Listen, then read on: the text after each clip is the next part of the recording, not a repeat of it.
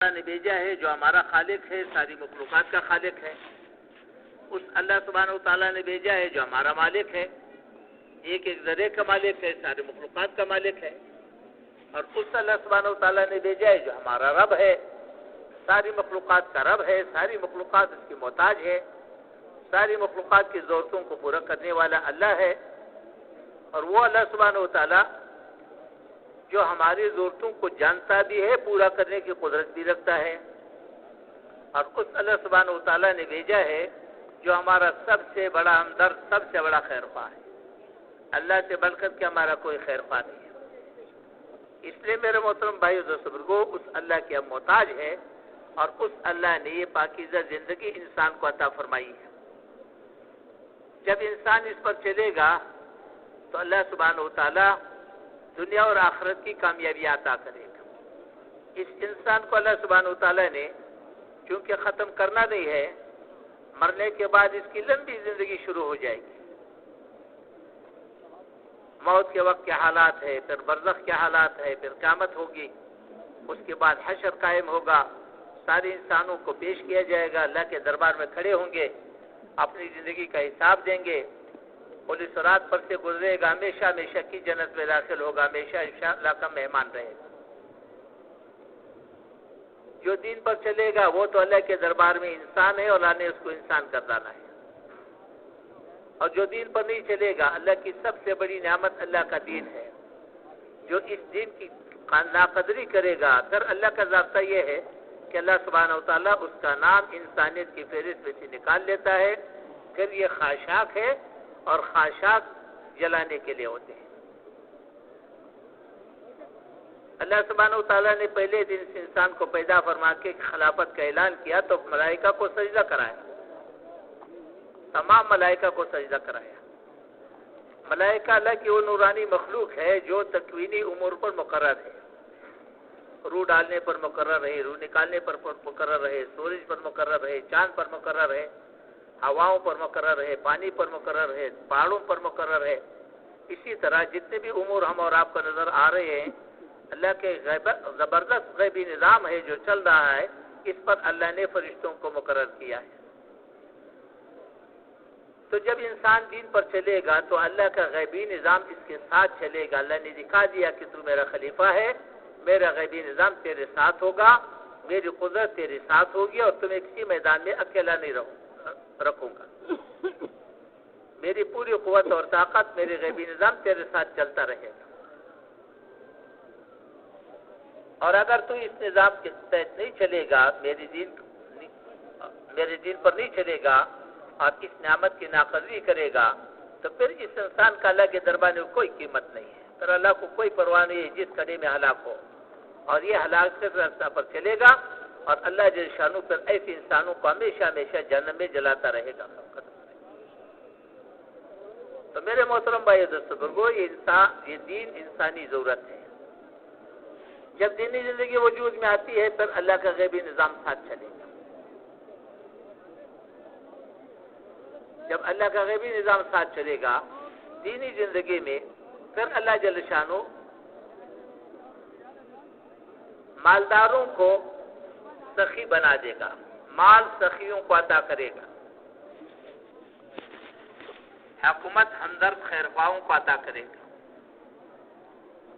عادلوں کو عطا کرے گا، ہمدردوں کو عطا کرے گا. غریب کو غیور بنائے گا، مالدار کو سخی بنائے گا، رعایا کو فرمانبردار بنائے گا، حکمران کو ہمدرد اور خیرخواہ بنائے گا.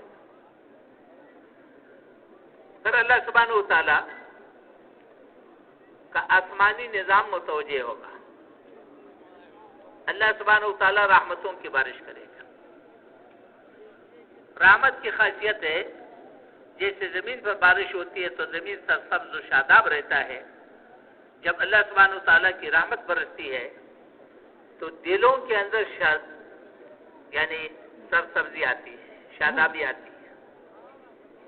انسان کے دل کے اندر جو خیر کے جذبات ہیں وہ جذبات ابھرتے ہیں.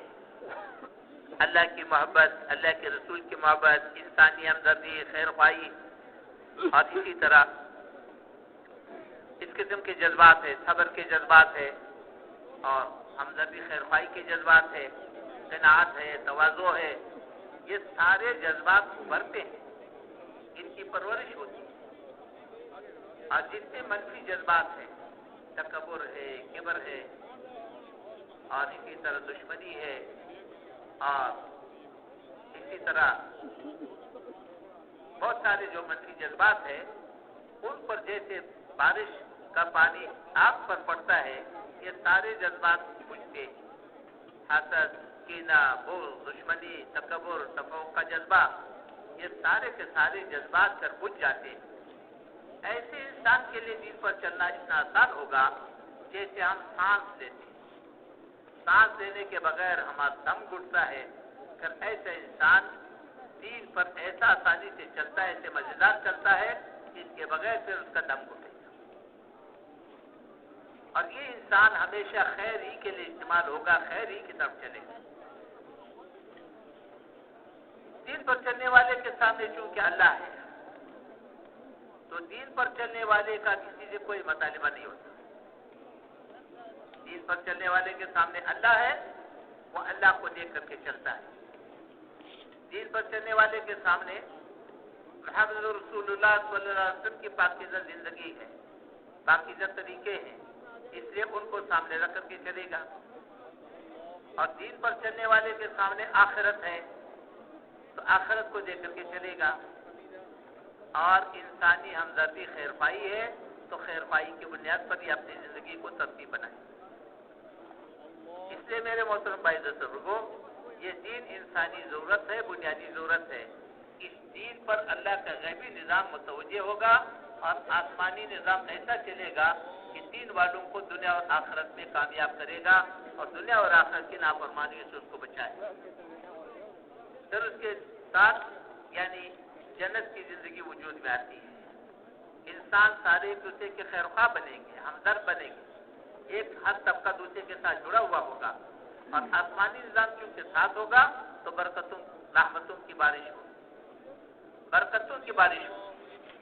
برکت کیا ہے کہ اللہ جل شانہ ایسے انسانوں کو کسی کا محتاج نہیں بنائے گا، جو عطا فرمایا اس میں اس کے مسائل کو حل کو رکھ دے گا۔ تھوڑا پاس ہے یا زیادہ پاس ہے، اس کے مسائل کو اللہ پاک آسمان سے حل کرے گا، اس کو کسی کا محتاج نہیں بنائے گا۔ محبتوں کی بارش ہوگی، اللہ سبحانہ وتعالیٰ دلوں میں محبتوں کو بھر دے گا، نفرتوں کو اٹھا لے گا۔ اور اسی طرح میرے محترم بھائی بزرگوں، اطمینان کی بارش ہوگی۔ یہ ساری آسمانی چیزیں ہیں جس کو لوگ زمین پر تلاش کرتے اور مارے پھرتے ہیں۔ رحمت آسمانی ہے، برکت آسمانی ہے، محبت آسمانی ہے، اطمینان آسمانی چیز ہے۔ اور انسان کی خواہش انہی چیزوں، انسان یہی چیزیں چاہتا ہے۔ اب اس کی کمی یہ ہے، جب دینی زندگی نہیں ہوتی تو ان چیزوں کو زمین پہ تلاش کرے گا، اور زمین پر یہ چیزیں ملیں گی نہیں۔ جب آسمانی نظام ساتھ نہیں ہوتا، پھر جو ہے نا دوزخ کی زندگی آئی، دوزخ کی زندگی وجود میں آئے گی۔ جب اللہ ناراض ہو جاتا ہے تو مال بخیلوں کو عطا کرے گا، جو ان کو یعنی ایسے راستے پہ لگائے گا، مال ایسی چیزوں پر لگائے گا جو انسان کے کسی فائدے میں نہیں ہوگا۔ اور حکومت ظالموں کو عطا کرے گا، محبتوں کو اٹھا لے گا، نفرتوں کو بھر دے گا، برکتوں کو اٹھا لے گا، رحمتوں کو روک لے گا، اطمینان کو اٹھا لے گا۔ اب اپنے مسائل کو حل کرنے کے لیے اللہ کی بجائے یہ مخلوق کو دیکھے گا، چونکہ مخلوق اغراض والے ہیں، ایک دوسرے کے مسائل کی وجہ سے ایک دوسرے کے ساتھ الجھ جائیں گے۔ جب الجھیں گے تو ان کو حل کرنے کے لیے ہر ایک زور لگائے گا، اور زور وہ لگائے گا جو اس کے حل کے بالکل مخالف سمت میں ہے۔ پھر کیا ہوگا؟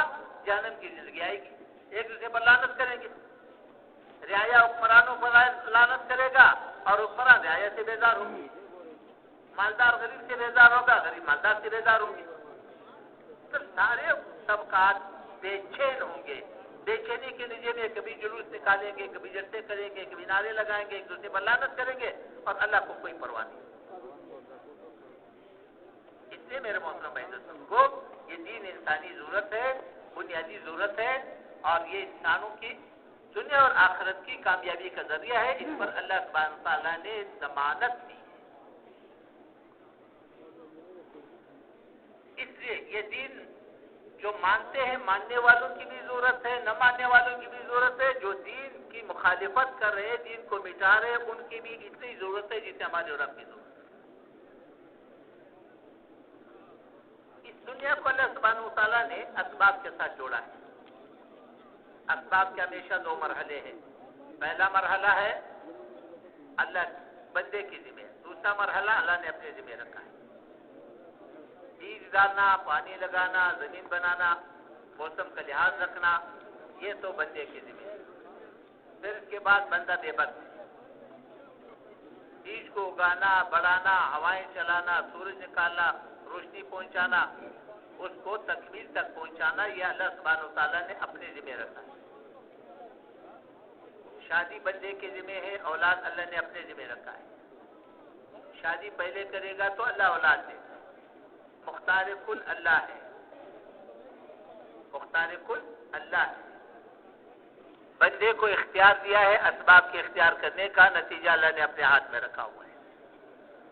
اکثر اللہ سبحانہ تعالیٰ نتیجہ عطا فرماتا ہے، کبھی کبھی حکمت کی بنیاد پر اور اپنے اختیارات بتانے کی بنیاد پر اللہ پاک نتیجہ روک لیتا ہے.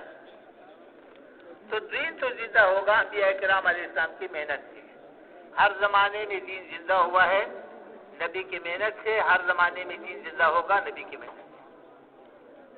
پہلا انسان اللہ نے نبی پیدا فرمایا ہے، اور پھر نبی علیہ السلام مبارک تک ہر زمانے میں اللہ سبحانہ تعالیٰ نے انبیاء کرام علیہ السلام کو بھیجا ہے. اور انبیاء کرام علیہ السلام کی محنت کے نتیجے میں دین وجود میں آیا ہے.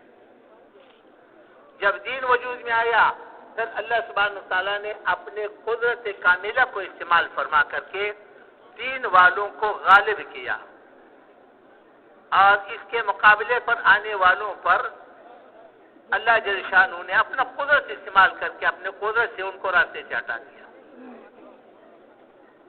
یا تو اللہ جل شانہ پھر ان لوگوں کو ہدایت عطا کرے گا یا پھر راستے سے ہٹا لے گا.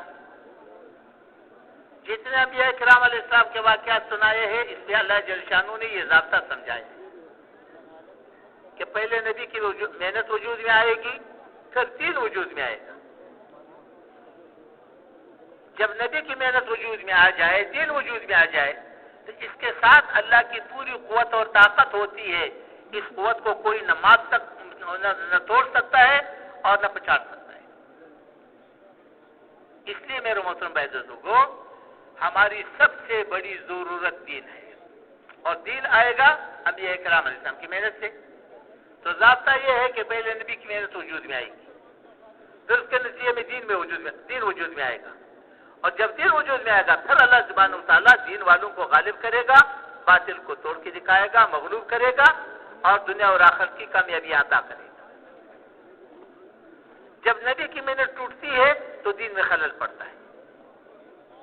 جب دین میں خلل پڑتا ہے تو پھر انسانی زندگی پریشانیوں کا شکار ہوتی ہے. یہ ضابطہ ہے، چاہے ابراہیم علیہ السلام کا سنایا ہے یا موسیٰ علیہ السلام کا سنایا ہے یا نوح علیہ السلام کا سنایا ہے، یہ ضابطہ سمجھایا ہے.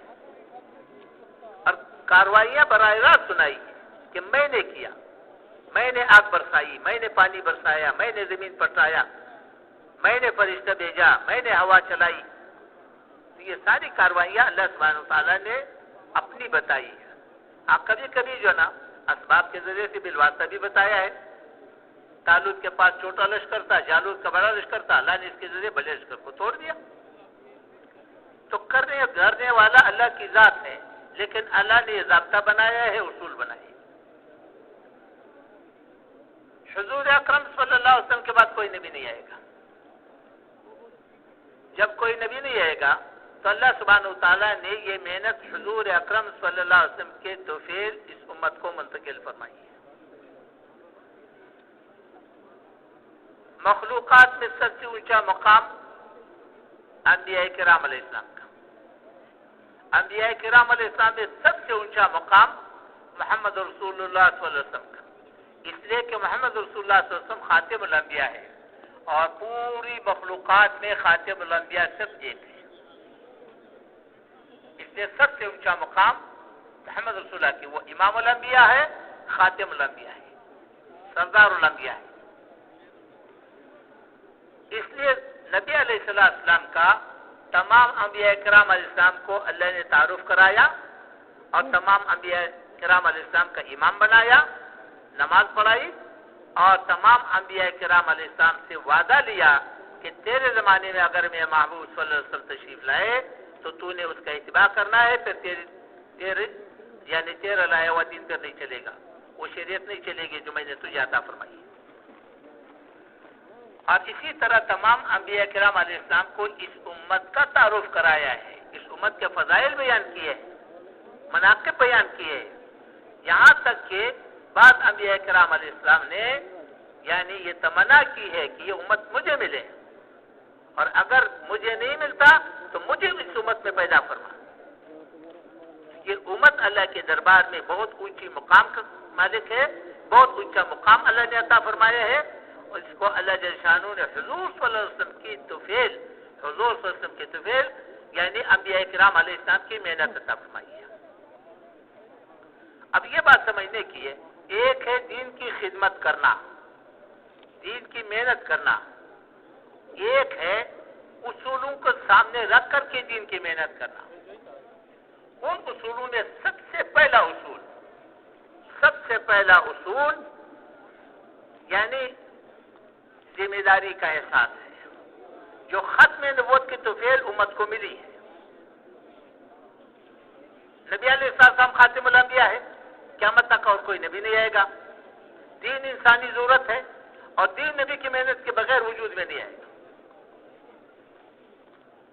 تو سب سے پہلے ذمہ داری کا احساس ہے، پورا دین، پورا عالم، آنے والی نسلیں، ہر اس فرد امت کے ذمہ ہے جو نبی علیہ السلام کو خاتم الانبیاء مانتا ہے اور مسلمان کے ساتھ. اللہ سبحانہ و تعالیٰ پوچھے گا، 470 کروڑ انسانی آبادی کلمے سے محروم ہے، تو اللہ ہم سے پوچھے گا کہ یہ 470 کروڑ انسانی آبادی اس کا دین میں حق ہے یا نہیں؟ اگر حق ہے تو کس کے ذمہ ہے؟ اگر حق نہیں ہے اس کا تو پھر تو نے ختم نبوت کا کیا مطلب لیا؟ تو ختم نبوت کا کیا مطلب تو نے سمجھا ہے؟ یہ تو اللہ اور بندے کے درمیان وعدہ ہے، معاہدہ ہے. جیسے کلمے میں بندے نے وعدہ کیا کہ اللہ تیری مان کے چلوں گا، تیرے نبی صلی اللہ علیہ وسلم کے طریقے بھی مان کے چلوں گا، لا الہ الا اللہ محمد رسول اللہ، یا اللہ تیری مان کے چلوں گا، تیرے نبی صلی اللہ علیہ وسلم کے طریقے بھی مان کے چلوں گا.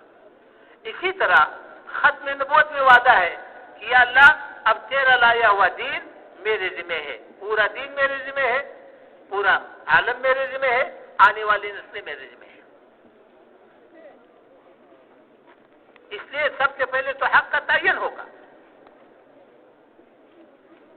حق کو تسلیم کرے گا تو ادائیگی کا سوچے گا، اگر حق کو تسلیم نہیں کرتا تو ادائیگی کا کبھی نہیں سوچے گا. ختم نبوت کا تقاضا ہے کہ ہر امتی کے ذمہ پورا امت ہے اور پوری امت کے ذمہ ہر امتی ہے. اگر ایک امتی دین پر ہے بلکہ سب نافرمانی پر ہے تو ایک امتی سے پورا عالم کا پوچھ ہوگی، 700 کروڑ انسانوں کی پوچھ ہوگی. اگر 700 کروڑ انسانی آبادی دین پر ہے، ایک آدمی نافرمانی پر ہے تو 700 کروڑ انسانوں سے ایک کی پوچھ ہوگی. اس لیے کہ پورے دین کی نیت کرنا اس میں کوئی معذور نہیں ہے، پورے عالم کی نیت کرنا اس میں کوئی معذور نہیں ہے، آنے والی نسلوں کی نیت کرنا اس میں کوئی معذور نہیں ہے. ہر آدمی کر سکتا ہے، ہر مرد کر سکتا ہے، ہر عورت کر سکتا ہے، ہر طبقے کا آدمی کر سکتا ہے. اب یہ نہیں پوچھا جائے گا کتنوں کو لے کر کے آئے ہو، کیونکہ اللہ نے اسباب کا نظام ایسا بنایا ہے کہ سارے انبیاء کرام علیہ السلام مل کر کے بھی ایک آدمی کو ہدایت نہیں دے سکتے. ہدایت تو اللہ دے گا. نبی محنت کا مکلف ہے، صحیح محنت کا مکلف ہے، جو اللہ نے بتایا اس کا مکلف ہے، جو سرمایہ ہے اس کے لگانے کا مکلف ہے.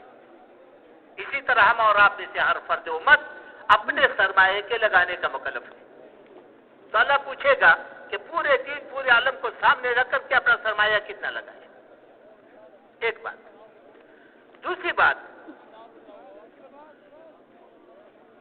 چونکہ ہدایت اللہ کے قبضے میں ہے، ہم اور آپ تو اسباب کے درجے میں مکلف ہے. ہم اسباب کو اختیار کریں گے تو اللہ پاک ہدایت عطا کرے گا. اس لیے میرے محترم بھائی دوستوں، اسباب کے درجے میں تو ہم نیت کے مکلف ہیں اور اپنا سرمایہ لگانے کے مکلف ہیں. اچھا، پھر تدبیر آسان بتائی ہے. تدبیر بہت آسان بتائی. جب ذمہ داری ہوگی کہ پورا دین ہمارے ذمہ ہے، پورا عالم ہمارے ذمہ ہے، آنے والے انسان ہمارے ذمہ ہے، اب اس میں دیکھنا پڑے گا کہ بھئی رکاوٹ کیا ہے. 470 کروڑ انسان آبادی کلمے سے محروم ہے. کیوں محروم ہے؟ اس لیے معروم ہے کہ مسلمان کلمے کی زندگی سے معروم.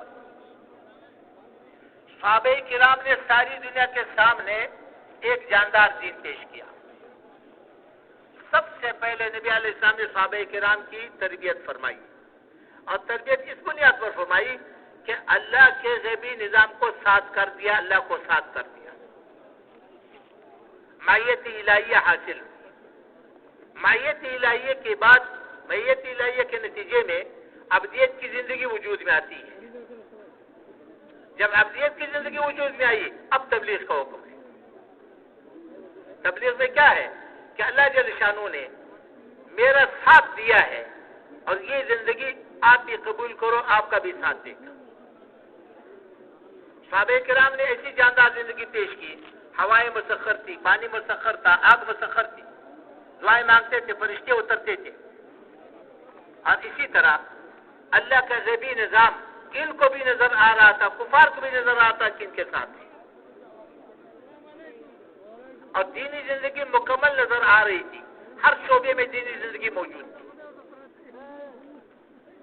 کفار کلمے سے کیوں معروم ہے؟ مسلمان کلمے کی زندگی سے معروم ہے. ہماری منڈیاں، ہمارے کارخانے، ہمارے بازار اور ہمارے تھانے، ہمارے اسپتال، ہماری کچہریاں، وہ تو دینی زندگی سے معروم ہے. وہ تو وہی کفری بنیادوں پر چل رہی ہے. تو دین کو دیکھنے کے لیے تو کفار ہمارے مسجدوں میں تو نہیں آئیں گے. وہ تو ہمارے بازار دیکھیں گے، ہماری منڈیاں دیکھیں گے، ہمارے تھانے اسپتال دیکھیں گے، ہماری کچہریاں دیکھیں گے، ہمارے کارخانے دیکھیں گے. وہاں پر تو دین ہے نہیں. اس لیے میرے محترم ہے، کفار کیوں کلمے سے معروم ہے؟ کہ مسلمان کلمے کی زندگی سے معروم ہے. مسلمان کلمے کی زندگی سے کیوں معروم ہے؟ دیکھو، بنیادی بات یہ ہے کہ اس وقت مسلمان نے دین کو اپنی مادی نقشوں کا تابع بنایا ہے. یہ سب سے بڑی غلطی ہے. یہ دیندار طبقے کی بات کر رہا ہوں. مسلمانوں نے بحیثیت مجموعی خواہشات کو ضرورت کا نام دیا ہے، اور ان خواہشات کو ضرورت بنا کر کے اس پر دین کو قربان کیا ہے، اور دین کے تقاضوں کو قربان کیا. دین کے تقاضوں کو اس کا ماتحت بنایا. اور یہ وہ غلطی ہے جو امت نے صدیوں سے کی ہے. خواہشات کو ضرورت کا نام دیا، اور ضرورت کو یا ضرورت پر دین کو قربان کیا، دین کے تقاضوں کو، محنت کے تقاضوں کو قربان کیا. اس لیے میرے محترم بھائی دوستو، سب سے بڑی امت کی غلطی یہ ہے. حالانکہ ضرورتوں کا اپنا تعین اللہ نے خود کیا ہے. ضرورت کا تعین ہے، اس کے حدود ہے، اور خواہشات کا کوئی حد نہیں ہے. میں ایک مثال عرض کرتا ہوں. ضرورت کتنی ہے؟ اللہ نے ضرورت کی رعایت رکھی ہے. اب ضرورت کتنی ہے؟ آپ نے دیکھا ہوگا سال کی جماعتیں چلتی ہیں. سال کی جماعت میں عموماً 10-12 آدمی ہوتے ہیں. ان کے پاس بستر بھی ہوتے ہیں، برتن بھی ہوتے ہیں. اب یہ بستر اور برتن کتنے ہوتے ہیں؟ پورا سال جماعت کا کوئی فرد اللہ کے فضل سے کسی کے دروازے پر کھڑا نہیں ہوا کہ مجھے یا برتن دے دو یا مجھے بستر دے دو. ہے کہ نہیں؟ تو پورا سال اس میں گزر گیا.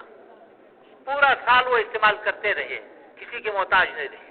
تو گھر میں 5-6 افراد ہیں، تو ان کی بھی تو اتنے برتنوں کی ضرورت ہے اور اتنے بستروں کی ضرورت ہے.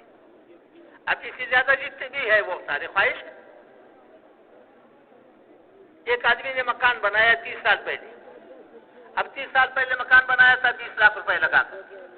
اس میں تمام ضروری چیزیں ضروریات پوری ہے ہر لحاظ سے, اور اس میں اس نے اس کے خاندان میں 30 سال بھی گزارے. اب جب پیسہ زیادہ آیا اب اس کو گرا کر کے 3 کروڑ روپے کا بنائے گا. یہ خواہش ہے, ضرورت تو نہ ہوئی, ضرورت تو اس کو 30 سال سے پوری ہوگی اور آگے بھی جو ہے 30 سالوں کے لیے پوری ہوگی. تو یہ جو خواہش کی زندگی ہے اس پر امت نے دین کو قربان کیا.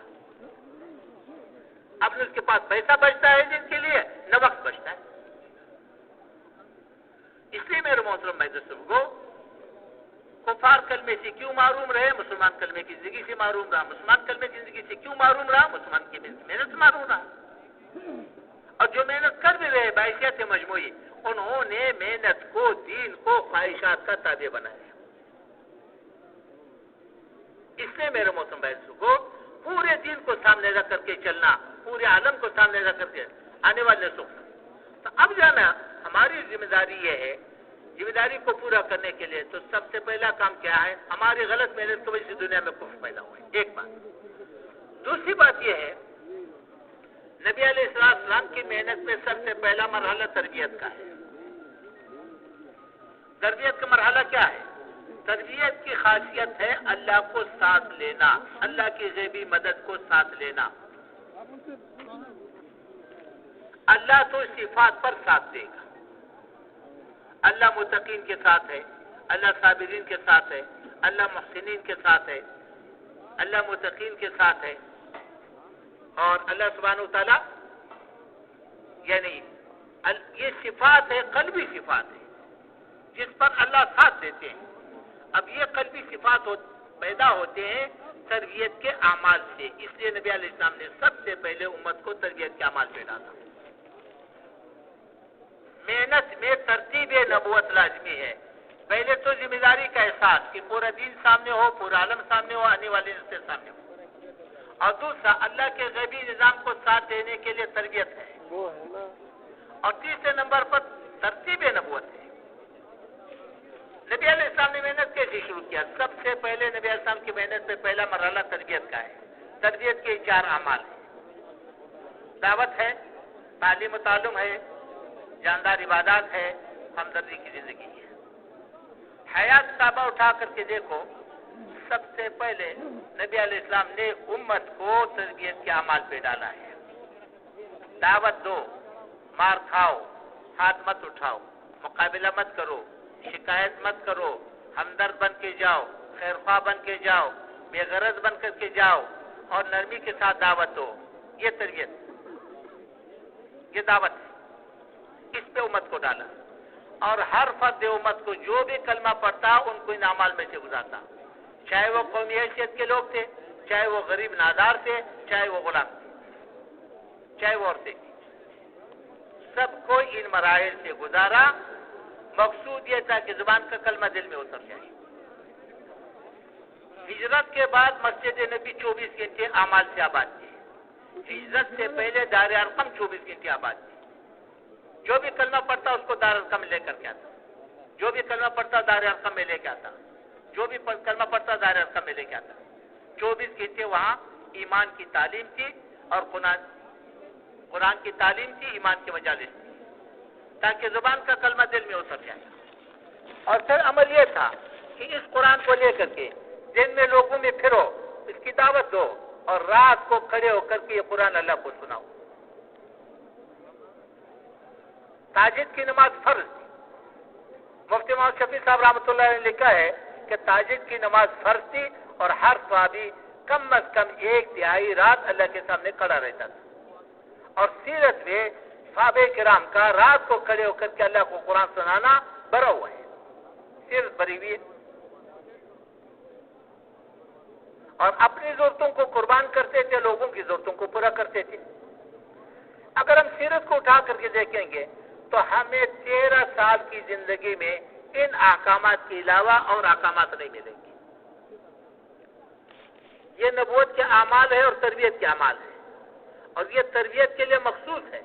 جب تک امت ان اعمال میں سے نہیں گزرے گا امت کے اندر دین پر چلنے کی استعداد پیدا نہیں ہوگی، اللہ کا غیبی نظام ساتھ نہیں ہوگا۔ اس کے نتیجے میں یعنی مائیت الہیہ حاصل ہوگا، ابدیت کی زندگی وجود میں آئے گی، اللہ ساتھ ہوگا۔ اب تبلیغ کا حکم ہے۔ تبلیغ کیا ہے؟ کہ وہ زندگی لوگوں کے سامنے پیش کرو جو اللہ سبحانہ و تعالیٰ نے بھیجی ہے، جو ابدیت کی زندگی ہے اور مائیت الہیہ کی صفات کے ساتھ ہے، تاکہ لوگوں کو دین نظر آئے۔ پر تبلیغ ہے۔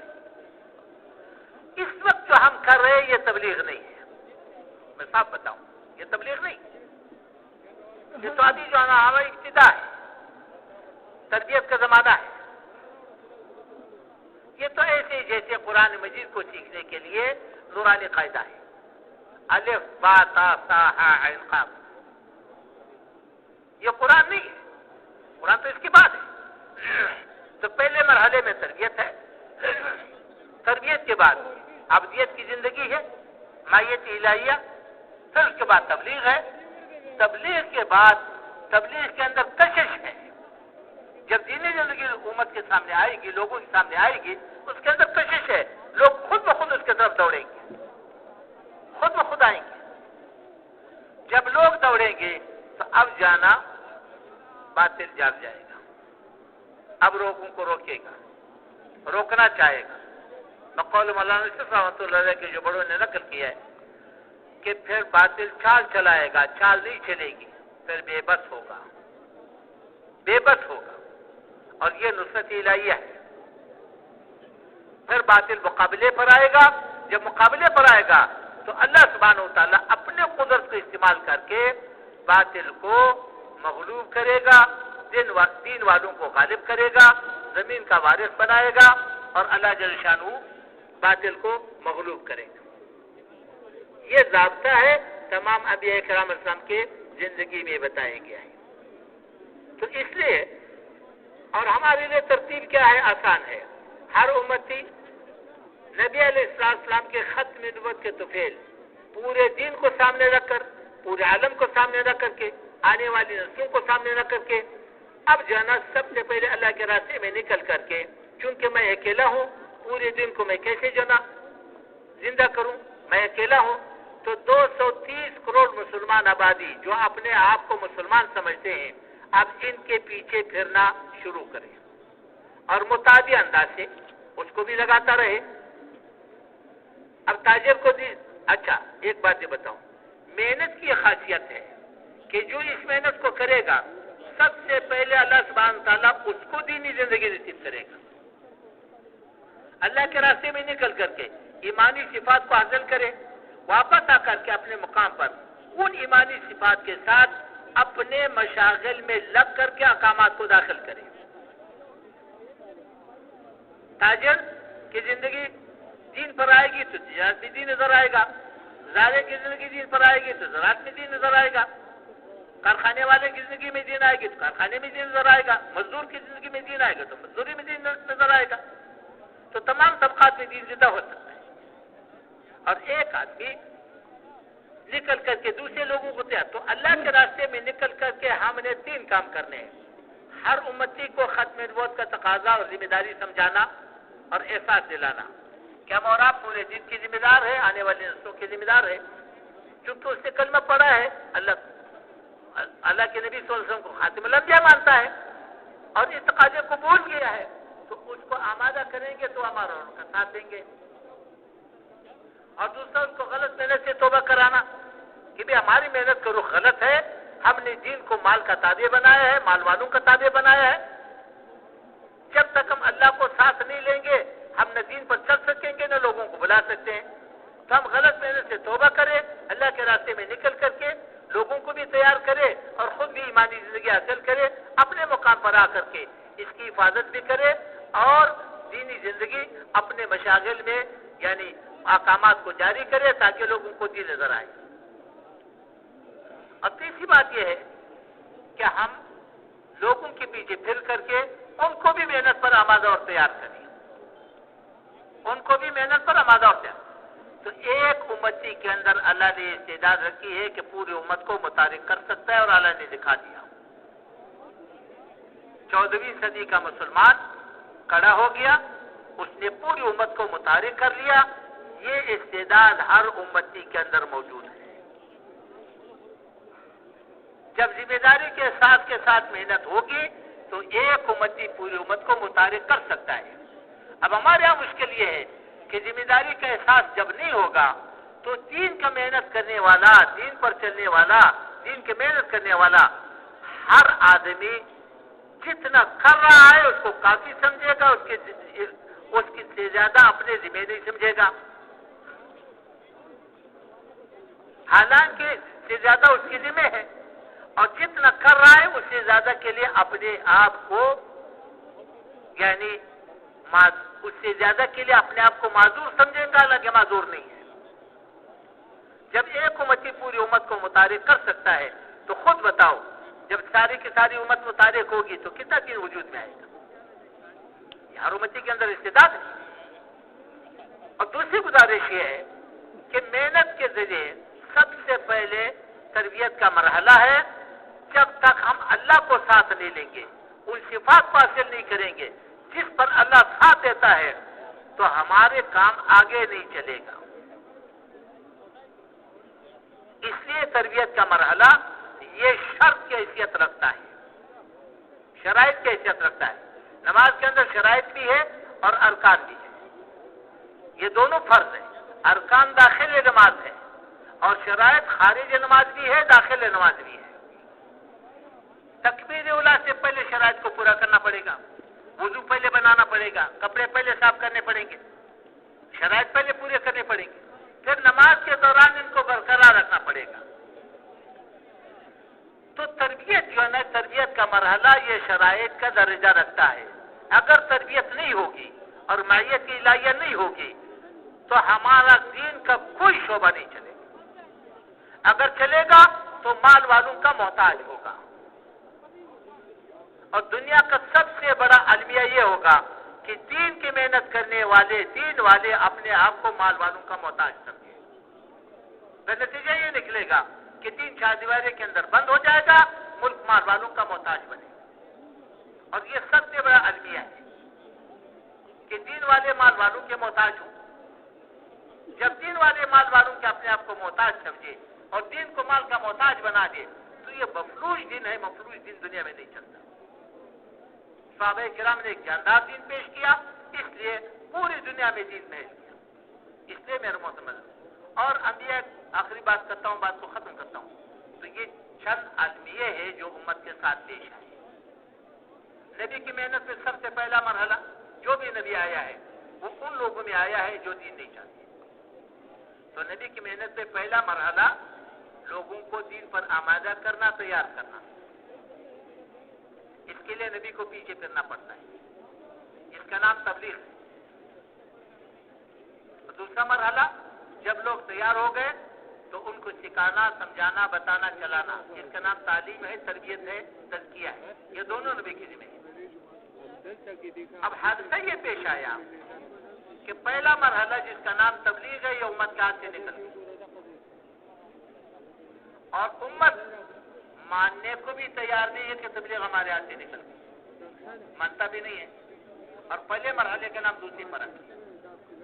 تو اللہ کے راستے میں نکل کر کے محنت اور محنت نئے نبوت پر لانا. تو اس لیے محنت میں ذمہ داری کا احساس ہے، تربیت کا دورانیہ ہے، تربیت ہے، مائیت الہیہ کو حاصل کرنا اور ترتیب نبوت پر لانا. جب مائیت الہیہ حاصل ہوگی تو دین کا ہر شعبہ جاندار ہوگا. دین کا ہر شعبہ جاندار ہوگا، جو بھی شعبہ ہو، چاہے وہ تبلیغ ہے، چاہے وہ جہاد ہے، چاہے وہ یعنی امارت ہے، چاہے جو خلافت ہے، جو بھی شعبہ ہوگا وہ جاندار ہوگا. اور مائیت کی الہیہ کے بغیر یہ سارے شعبے بے جان ہوں. اس لیے میرے محترم بھائیوں کو ہم ہر مسلمان کو اللہ کے راستے میں نکالنا چاہتے ہیں. اللہ کے راستے میں نکال کر کے پوری امت کو اس محنت کے لیے متحرک کرنا چاہتے ہیں. باطل کو ہم نہیں توڑ سکتے. باطل کو تو اللہ توڑے گا، اپنی قدرت سے توڑے گا. ہم تو باطل کے سامنے بے بس بالکل نہیں توڑ سکتے. باطل کو اللہ توڑے گا، لیکن شرائط پر.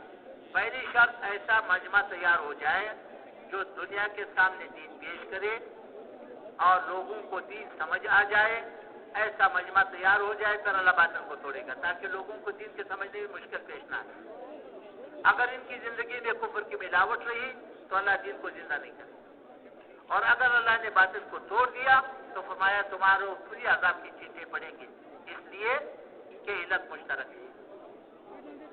جب علت مشترک ہوتا ہے تو دونوں کو ایک سزا ملے گی۔ اور دوسری شرط یہ ہے کہ جب تک اللہ کو ساتھ نہیں لیں گے، اللہ کو ساتھ لیں گے تو اللہ جل شانہ اللہ کو ساتھ لیں گے، معیت الہیہ حاصل کریں گے، پھر اللہ باطل کو توڑے گا، تاکہ باطل کے نقشوں کی تمہارے ہاں کوئی قیمت نہ ہو۔ اگر معیت الہیہ حاصل نہ ہوا، تربیت نہ ہوئی، باطل کے نقشوں کی قیمت تھی، اللہ نے باطل کو توڑ دیا، تو ان کے نقشوں پر تم ایک دوسروں کو قتل کرو، پھر جلے ہوئے ٹینک پر سینکڑوں مریں گے، ایک جلے ہوئے ٹینک پر سینکڑوں مریں گے۔ اور تیسری شرط یہ ہے جب تک باطل کی ہدایت کے لیے بے چین نہیں ہوں گے، اللہ باطل کو نہیں چھوڑے۔ تو یہ محنت ہے، اس محنت پر ہم وقت تیار کرنا چاہتے ہیں اور خود بھی تیار یعنی اس محنت کی تیاری کر لیں۔ اب اس کے لیے بتاؤ، اس محنت کو سیکھنے کے لیے پورے عالم میں رواج دینے کے لیے کون کون تیار ہے؟ اللہ جزائے خیر عطا فرمائے۔